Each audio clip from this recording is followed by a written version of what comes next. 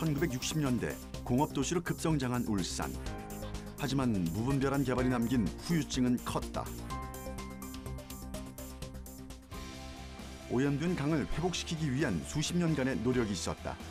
그 결과 태화강은 이제 생명의 강으로 거듭나게 됐는데, 새와 인간이 공존하는 그런 가치를 빨리 느껴가지고 항유하는 그런 삶이 되었으면. 태화강을 찾는 수많은 생명들, 그중에 떼까마귀가 있다. 녀석들과 더불어 살기 위해 끊임없이 노력하는 울산 시민들. 그 따뜻한 공존의 현장을 찾아가 봤다.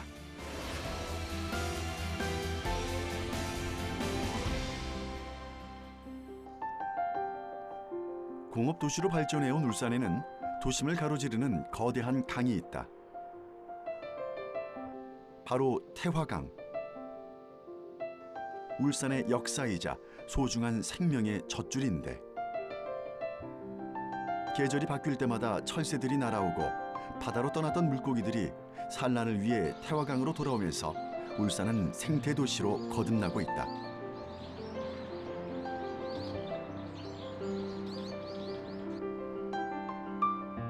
몇 년 전 울산 발전연구원은 시민 500명을 대상으로 태화강 만족도 조사를 했는데, 그 결과 70% 이상의 시민들이 태화강의 생태에 대해 만족감을 드러냈다. 이제 울산 시민들의 자랑거리가 된 태화강. 그곳의 생태를 자세히 알아보기 위해 전문가를 찾았다.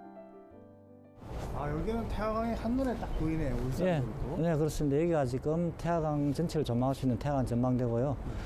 여기 위치가 지금 태화강 전체 속에 중에서 하류 쪽에 속합니다. 태화강은 전체 속에는 47.54km 구간이고요. 이게 다른 하천하고 조금 차이가 나는 부분들이, 다른 하천은 낙동강이나 한강이나 우리나라 4대강 이런 경우에는 발원지가 여러 도시를 거쳐갑니다. 울산 태화강 같은 경우는 가이산 살바위에서 동해로 빠져나가는 태화강이라는 하천인데요. 이 강이 울산에서 발원해서 울산만으로 빠져나가는 하천입니다. 과거 태화강의 모습은 참혹했다. 60년대 산업화의 영향으로 울산에 대규모의 공단이 들어서면서 엄청난 인구 유입이 있었다. 이 과정에서 생긴 환경오염 물질은 고스란히 태화강으로 스며들었고, 1976년 수질조사 결과 어떤 생명도 살 수 없는 6급수 판정을 받은 것이다. 울산시에서는 2000년도에 들어서면서 태화강 살리기 사업을 시작하게 됩니다. 태화강 살리기 사업을 하면서 2000년대 이후 지금까지 약 9,800억이라 하는 예산이 투입되었습니다. 그중에서 6,500억 정도가 수질 개선 사업에 투입이 됩니다. 한번 망가진 자연을 복구하는 데는 천문학적 비용이 들기 마련이다.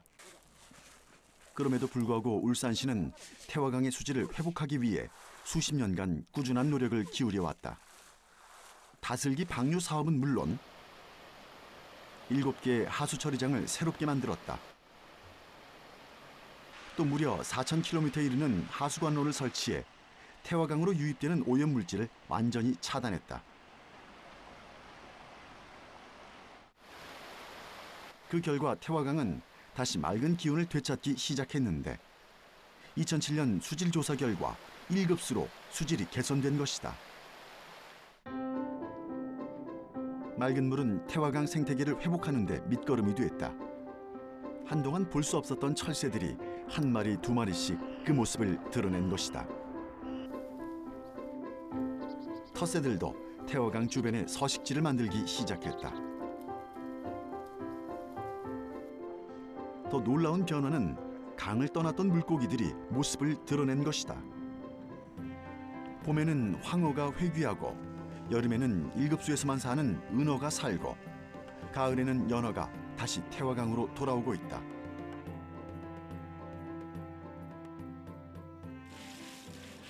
또한 바다와 맞닿아 있는 태화강 하구에는 바지락과 제첩도 볼 수 있다. 깨끗한 물이 아니면 서식할 수 없다는 제첩은 연간 약 1,500여 톤의 생산이 가능한 상태인데, 이것은 모두 태화강을 되살린 울산 시민들의 공동재산이다. 태화강 수질이 개선되면서 태화강에는 많은 변화가 일어났습니다. 과거에는 물고기가 죽고 새가 살지 않는 그런 하천에서 지금은 70여 종이 넘는 물고기가 생활하고 있는 거고요. 약 127종의 새들이 생활하고 있습니다.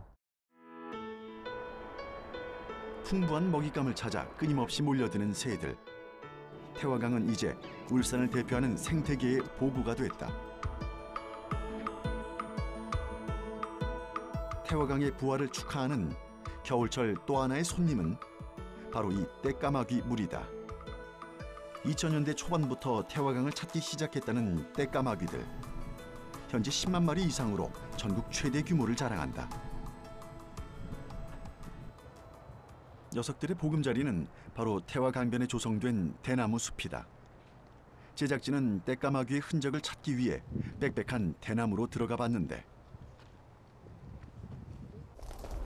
정리가 하나도 안 돼 있네요. 네, 여기는 지금 새들만의 공간이기 때문에요. 저희들이 정비를 하지 않고 계속 자연 상태로 유지를 하고 있는 상태입니다. 지금 보시면은 완전히 밀림처럼 우거져 있는 부분들이고요. 대나무를 위한 공간이다 보다 새들을 위한 공간이다 보니까 죽은 대나무조차 가만히 그 상태로 유지를 합니다.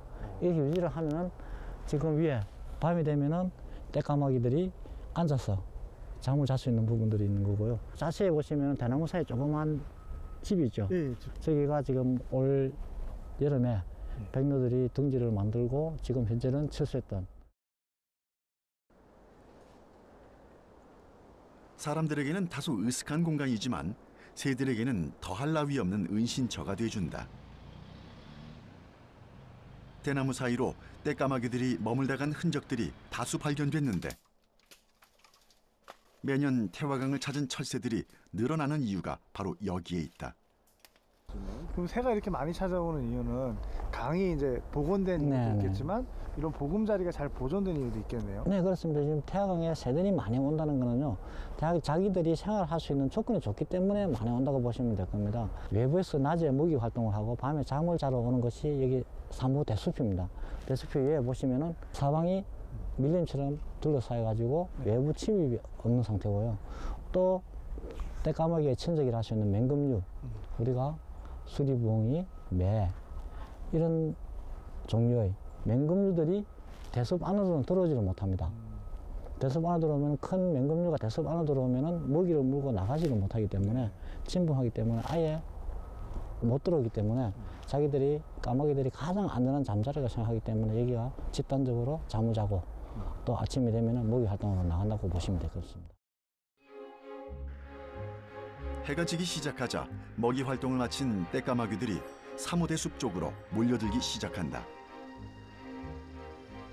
하지만 근처에 왔다고 해서 바로 보금자리로 직행하는 건 아니다. 송전탑 위에 걸터 앉아 뭔가를 기다리고 있는 녀석들. 남은 무리가 모두 몰려들자 떼까마귀들이 날아올라 환상적인 군무를 펼친다. 마치 푸른 바다에 검은 파도가 일렁이는 듯한 장관을 연출하는데 떼까마귀의 군무는 매일 일출과 일몰 1시간 전으로 화려하게 펼쳐진다.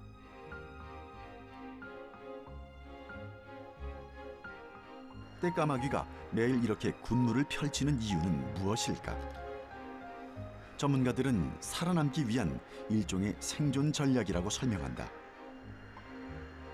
작은 몸집이 한데 어울려서 큰 몸집을 만들면 맹금류와 같은 포식자에게 자신들의 세력을 과시할 수 있기 때문이다. 군무를 마친 떼까마귀 무리는 사모대 숲으로 들어가 깊은 잠에 빠져든다.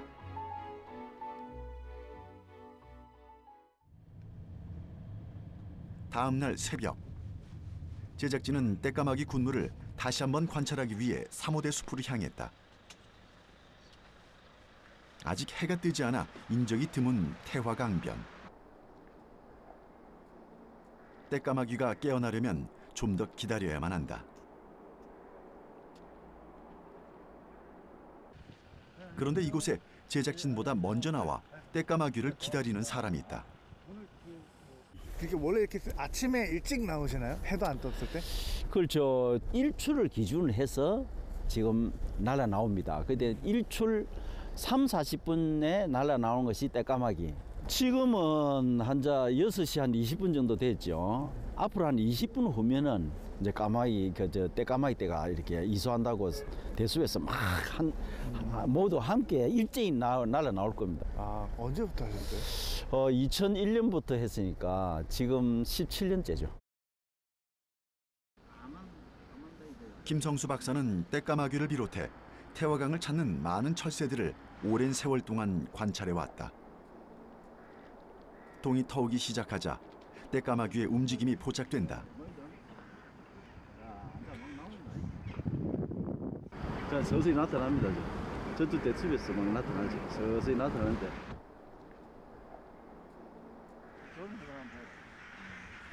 떼까마귀는 일출 40분 전 대숲에서 나오기 시작해 일출 30분 전이면 일제히 줄지어 날아오른다. 그리고 펼쳐진 화려한 군무. 울산의 하루가 떼까마귀들의 힘찬 날갯짓으로 시작된다. 자, 한번 보세요. 김성수 박사는 겨울이면 하루도 빠짐없이 떼까마귀들의 이소 시간을 기록하고 있다. 하루의 기상 상태와 강 주변의 환경 상태도 모두 메모의 대상이다. 이 꼼꼼한 기록들은 떼까마귀의 생태를 파악하는 데 큰 도움이 되고 있다.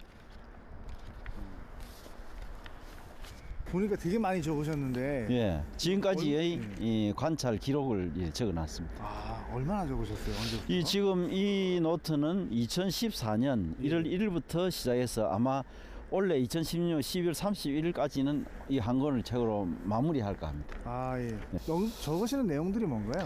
지금 첫째는 떼까마귀의 이소 시간, 예. 백로의 이소 시간, 그 다음에 밝아지면은 주위에 지금 물딱 같은 거 보이죠? 예. 주위에 있는 조류상을 지금 관찰해 적고 있습니다. 아, 예. 어제 같은 경우에는 공유 41분이고 백로가 43분이 나왔죠. 이제 어제 차창에 성해가 있다 이렇게 적어놨습니다. 주기를 했는데 날씨를 갖다가 정확하게 적어놓는 거죠. 해가 떠오를 때까지 한참 동안 군무를 펼치던 떼까마귀들은 무리를 지어 먹이를 구하러 나선다.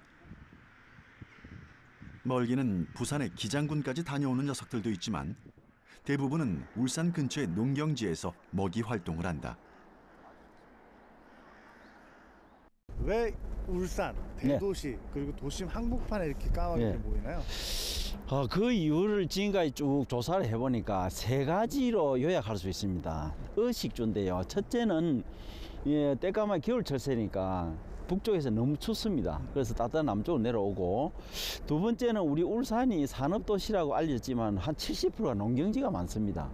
그래서 농경지에서 떼까마귀 주식은 낙고기거든요. 그래서 그 낙고기 많이 떨어져 있으니까 그 먹이가 풍부하고, 세 번째가 또 중요한 것은 떼까마귀는 그 몸집이 적기 때문에 무리를 지어서 행동을 합니다. 잠도 마찬가지로 무리 자는데, 마침 그 대나무 숲이 형성되어 있습니다. 대나무 숲은 가지가 많습니다. 가지가 많으니까 그 가지가 횃대 역할을 하기 때문에 떼까마귀 즐겨 찾는데. 제작진은 김성수 박사를 따라 떼까마귀들이 먹이 활동을 주로 한다는 근처 농경지로 가보았다.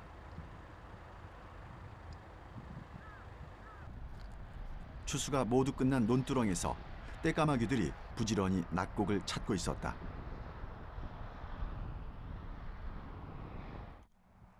떼까마귀들이 한 차례 훑고 지나간 논두렁. 이곳에서 김성수 박사는 뭔가를 부지런히 모으는 중인데 바로 떼까마귀의 배설물이다. 그러면 지금 이렇게 배설물이 있는 것들이 농사에 도움이 되기도 하나요? 그래서 제가 지금까지 해보니까 이 떼까마귀 똥이 중성이에요. 백로 똥은 그 물고기를 먹기 때문에 산성이 강합니다.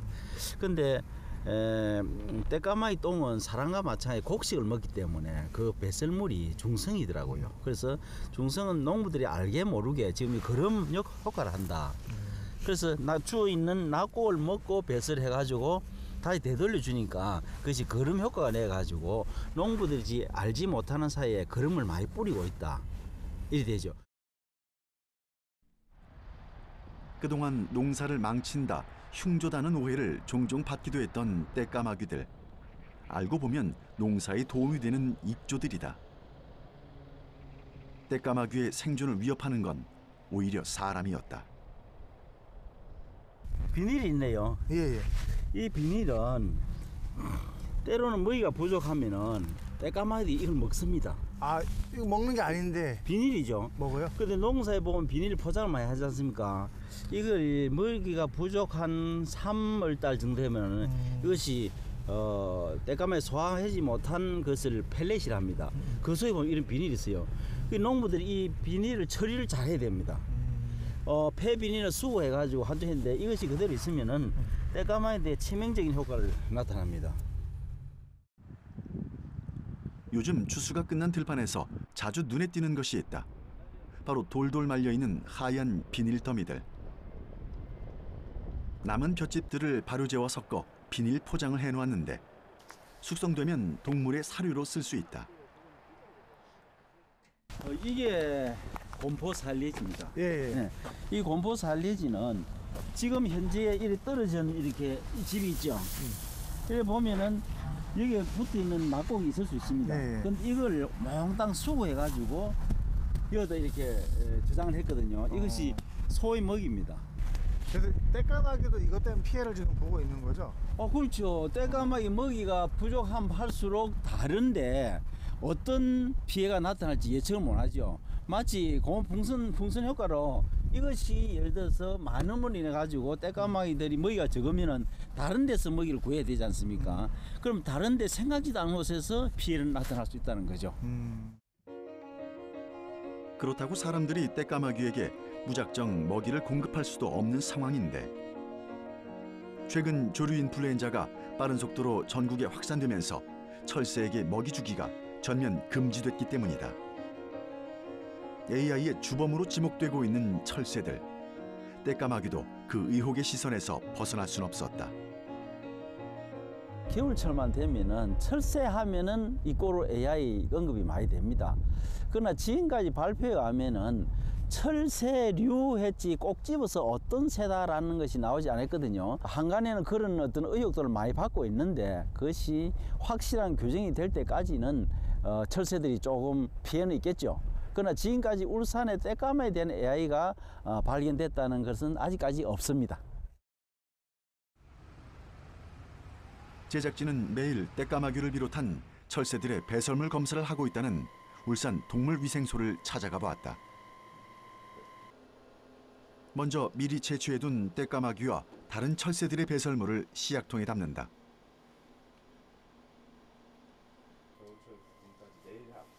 그런 다음 바이러스와 불순물들을 분리시키기 위한 원심 분리 작업을 시작한다.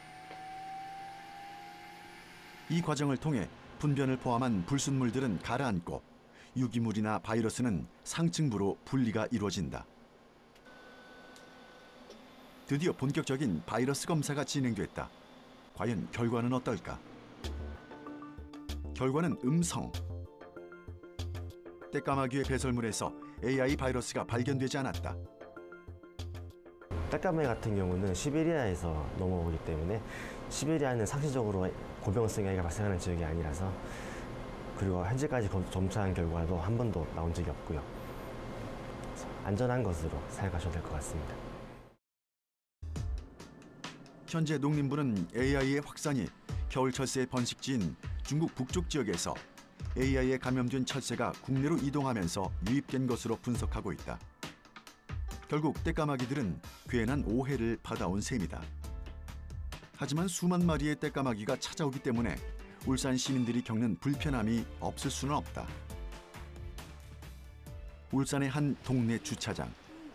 이른 아침부터 사람들이 모였는데 손에는 청소 도구를 들고 있다.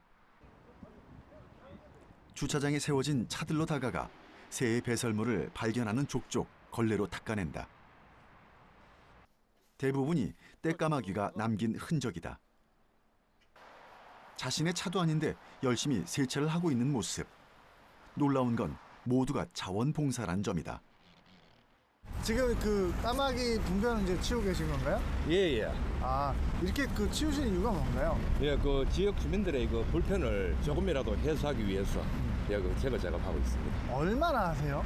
예, 저희들 지금 11월 달부터 시작했는데 하루에 약 한 170대 정도 예, 지금 따고 있습니다. 170대 하루에. 울산의 환경단체 회원과 주민들로 구성된 떼까마귀 배설물 세차단. 이들은 11월 초에서 3월 중순까지 매일 2시간씩 차를 닦는 봉사활동을 하고 있다. 힘든 일은 무엇보다 추운 게 최고 힘들고 이제 그 차가 완전히 겨울 되면 얼어가 있거든요. 소리가 와가지고 하얗게 얼어가 있으면 요거 끓여갖고 물 끓여갖고 그래왔어요. 춥고 고생되는데 하시는 네. 이유는 뭐예요? 그냥 그래도 이게 우리 동네가 참 예쁜 동네인데 이 새 때문에 차에 요 저 배설물만 없으면 별로 그렇게 크게 문제는 안 될 건데. 떼까마귀가 울산의 명물로 자리 잡았지만 많은 개체수와 그로 인한 배설물 때문에 불만을 호소하는 시민들도 많았다. 하지만 주민들의 이런 자발적인 봉사활동은 떼까마귀에 대한 반감을 해소하는 계기가 됐다. 수년간의 시행착오 끝에 이제 울산 시민들은 떼까마귀와 함께 사는 법을 알게 됐다. 당장 조금 불편하더라도 먼 미래를 생각했을 때 환경과 사람 모두를 위한 길이 바로 공존이기 때문이다. 사람이 그 사는 데 있어서 여러 가지 조건이 있을 겁니다. 그러나 그 환경도 굉장히 중요합니다. 매년 찾아오는 떼까마귀가 옴으로써 그 지역의 환경도 다른 지역보다 낫다는 것이 증명되고 있습니다. 그래서 떼까마귀에 대해서 막연한 오해보다는 가까이 다가가서 떼까마귀를 이해하고 하면은 같이 지역민과 공존할 수 있는 그런 마음가짐이 생기지 않을까 생각이 듭니다. 깨끗한 자연을 되찾기 위해 수년간의 시간과 막대한 비용이 들었지만 그 결과는 분명 의미 있었다. 매년 울산의 태화강을 찾는 수만 마리의 떼까마귀들의 군무. 그 아름답고 힘찬 날갯짓을 통해 인간과 환경, 그리고 그곳에 사는 동물들이 공존하는 따뜻한 미래를 꿈꿔본다.